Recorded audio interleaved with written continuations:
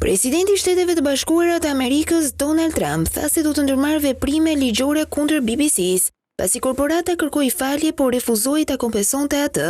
Duke folur me gazetarët në bordin e Air Force One të premten në mbrëmje, Trump tha: "Ne do t'i padisim ata për diçka midis 1 dhe 5 miliard dollarëve, ndoshta javën tjetër." Të njëjtën BBC tha se redaktimi i fjalimit të 6 janarit të vitit 2021 kishte dhënë padashje për shtypjen e gabuar se presidenti Trump kishte bërë një thirrje të drejtë për veprime të dhunshme dhe tha se nuk do të transmetohej më.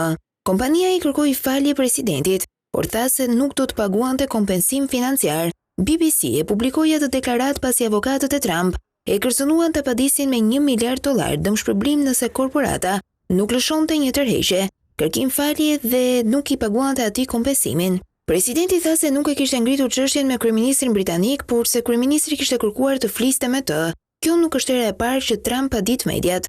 Verën e këtij viti, ai ngriti një padi ndaj televizionit CBS, duke arritur një marrëveshje prej 16 milion dollarësh.